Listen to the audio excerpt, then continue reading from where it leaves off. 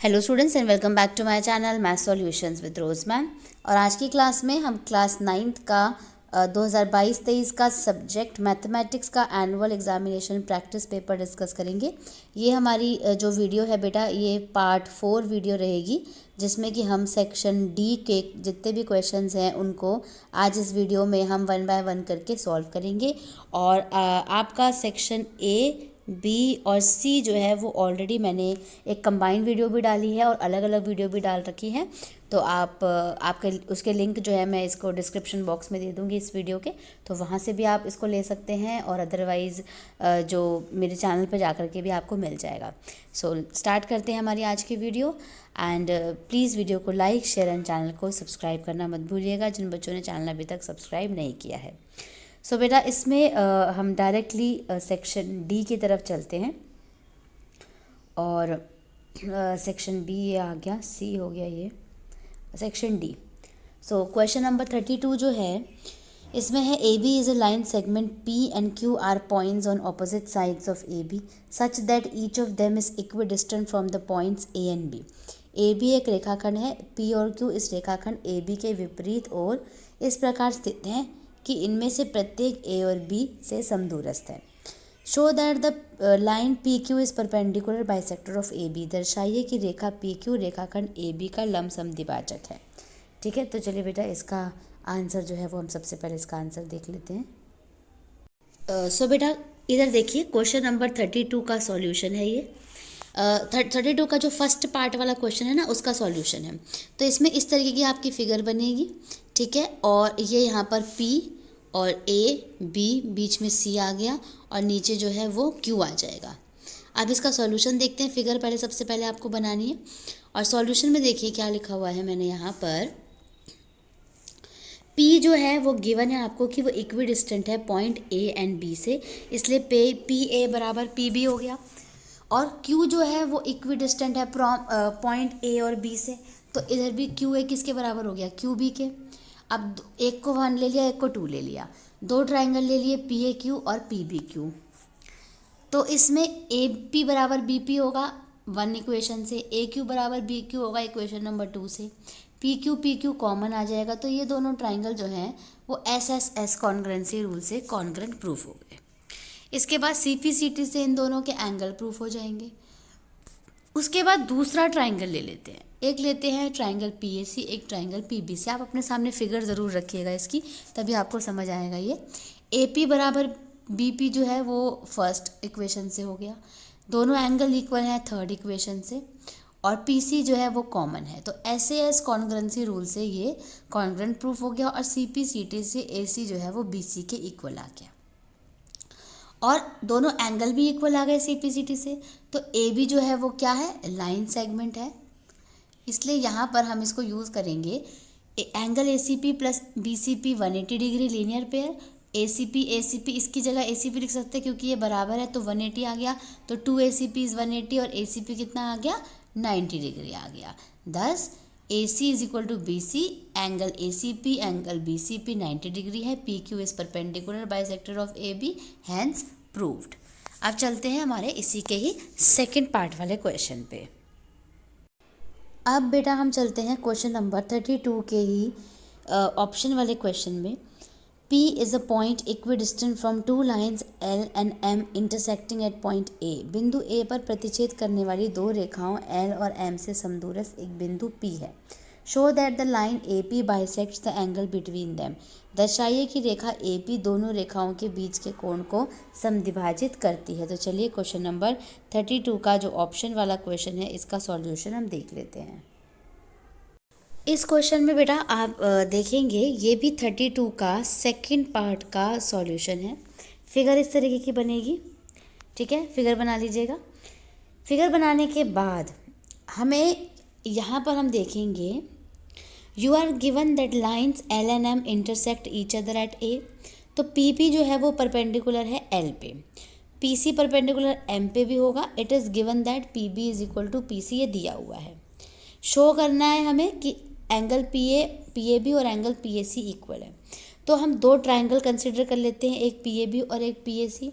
दोनों को congruent proof करेंगे तो PB बराबर PC गिवन है और दोनों एंगल 90 डिग्री के हैं, ये भी गिवन है, कॉमन साइड भी आपकी आ गई, तो RHS रूल से ये कॉन्ग्रुएंट प्रूफ हो गया, कॉन्ग्रुएंट प्रूफ हो गया। और CPCT से ये प्रूफ हो गया कि ये एंगल इक्वल है।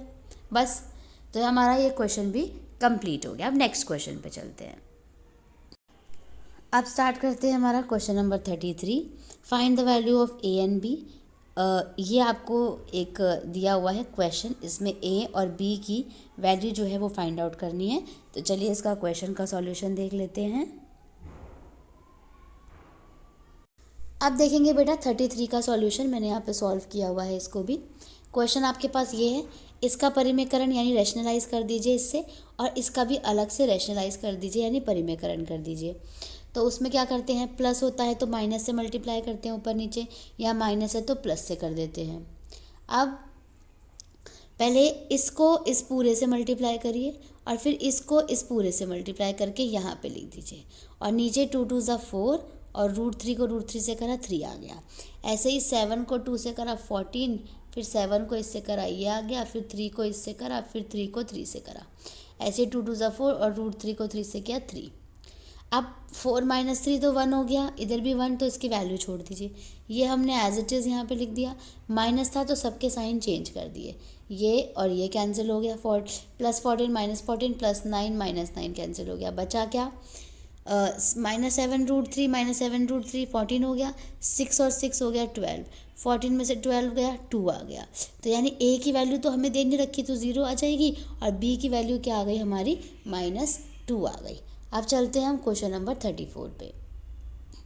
34 के क्वेश्चन के बाद अब आता 33 के क्वेश्चन के बाद आता है question number 34। The thickness of a wooden hemispherical bowl is 1.4 centimetre and inner radius 3.5। एक लकड़ी के अर्धगोलाकार कटोरे की मोटाई 1.4 सेंटीमीटर और इसकी भीतरी त्रिज्या 3.5 सेंटीमीटर है। Naman wants to paint it completely. Naman इसे पूरी तरह से पेंट करना चाहता है। Find the total area to be painted. Paint किया जाने वाला कुल क्षेत्रफल ज्ञात कीजिए।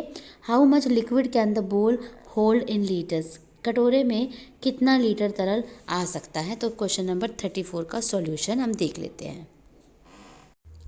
क्वेश्चन नंबर 34 में बेटा CS से निकालना है, यानी पृष्ठ क्षेत्रफल निकालना है, वक्र पृष्ठ क्षेत्रफल। तो बेलन का तो 2πRH हो गया, 2 पाई की वैल्यू, R की वैल्यू, H की वैल्यू, सॉल्व करा, ये आंसर आ गया। इसके बाद बेस एरिया का भी निकालेंगे, πr² होता है, पाई R की वैल्यू दे रखी है, सॉल्व कर दिया। टोटल सरफेस एरिया जो है दोनों को प्लस करने से आएगा। उसके बाद निकालना है हमें वॉल्यूम, आयतन। वॉल्यूम निकालेंगे स्फेयर का, फॉर्मूला होता है 4/3 πr³, जिसमें 4/3 की जगह 4/3 22/7, R लिख दीजिए 3.5 3.5 3.5, आंसर निकाल दीजिए। अब वॉल्यूम को लीटर्स में निकालना है तो 1000 से डिवाइड कर देंगे तो आपका आंसर आ गया लीटर्स में। तो ये क्वेश्चन नंबर 34 भी हमारा सॉल्व हो गया। सो बेटा हमारा जो सेक्शन डी है इसका लास्ट क्वेश्चन है 35, क्वेश्चन नंबर फैक्टराइज करना है। आपको क्वेश्चन दिया हुआ फैक्टराइज करना है, और इसी के ऑप्शन में भी एक क्वेश्चन दे रखा है, अगर ABC की वैल्यू 0 है, A + B + C, तो आपको इसकी वैल्यू फाइंड आउट करनी है। तो ये दोनों ही क्वेश्चन जो हैं वो मैं एक साथ आपको सॉल्व करवा देती हूँ, पहले ये वाला क्वेश्चन और फिर ये वाला क्वेश्चन। अब बेटा नेक्स्ट क्वेश्चन के लिए हम क्वेश्चन नंबर 35 लेंगे। ये हमारा क्वेश्चन है, इसको अगर हम इस पूरे को x ले लें, इस पूरे को y ले लें और इस पूरे को z ले लें, तो x + y + z हो जाएगा ये हमारा। और अगर हम जो है बेसिकली अगर x + y + z अगर आप पूरा निकालोगे ऐसे, या फिर अगर x + y + z को आप = 0 रखोगे, चलो ये वाली लाइन काट दो अगर ये नहीं चाहिए आपको, तो ये इसको रख भी सकते हैं क्योंकि ये 0 प्रूफ हो रहा है इसलिए मैंने रखा है यहाँ पर। उसके बाद ये x³ y, अगर हम x³ + y³ + z³ का फॉर्मूला लगाएं तो -3xyz = 0 होता है। तो और अगर हम प्रॉपर बड़ा वाला लिखें तो ये वाला फॉर्मूला बनता है, बट माइनस को हम इस तरफ लेके जाएंगे तो ये प्लस में बन जाएगा। तो अगर हमें इसकी क्यूब निकालनी है, ये क्यूब निकालनी है, तो हम 3 लिखेंगे पहले। x की वैल्यू हमने जो लेट करी थी वो, y की वैल्यू जो लेट करी थी और z की वैल्यू जो लेट करी थी वो इस तरीके से निकल गई। तो ये 35 का फर्स्ट पार्ट कंप्लीट। अब हमें 35 का सेकंड पार्ट भी करना है, ये भी मैंने सॉल्व किया हुआ, वो एक साथ ही मैंने क्वेश्चन रीड किया था। तो अगर A + B + C 0 है और ये भी एक क्वेश्चन दिया हुआ है फाइंड आउट करने के लिए, तो बेटे अगर a प्लस बी निकालना है तो माइनस सी हो जाएगा इज इक्वल टू, अगर b प्लस सी निकालना है तो a माइनस हो जाएगा, और अगर a और c रखना है तो b माइनस हो जाएगा। अब b प्लस सी की जगह हमने माइनस a रख दिया, c प्लस a की जगह हमने माइनस b रख दिया, और a प्लस b की जगह हमने माइनस c रख दिया। ठीक है, इन तीनों का एलसीएम लिया, ए बी सी आ गया। एलसीएम लेके सॉल्व करोगे ए cube B cube C cube आ जाएगा। अब ए cube B cube C cube की अगर फॉर्मूले की बात करें तो फॉर्मूला ये होता है जिसमें इज इक्वल टू 3xyz आता है। अब 3xyz तो है नहीं, 3abc है, तो इसकी जगह 3abc लिख दिया अपॉन में abc, abc से abc कट गया, 3 वैल्यू आ गई इसकी। बस, तो ये हमारा क्वेश्चन भी कंप्लीट हो गया। तो इसी के साथ हमारा जो सेक्शन डी है ये हमने कंप्लीट कर लिया बेटे। कहीं कन्फ्यूजन है, कोई प्रॉब्लम है तो मुझसे कमेंट करके पूछ सकते हैं। वीडियो को लाइक, शेयर एंड चैनल को सब्सक्राइब करना मत भूलिएगा। मैं सेक्शन ई की वीडियो भी जल्दी अपलोड कर दूँगी। Thank you students.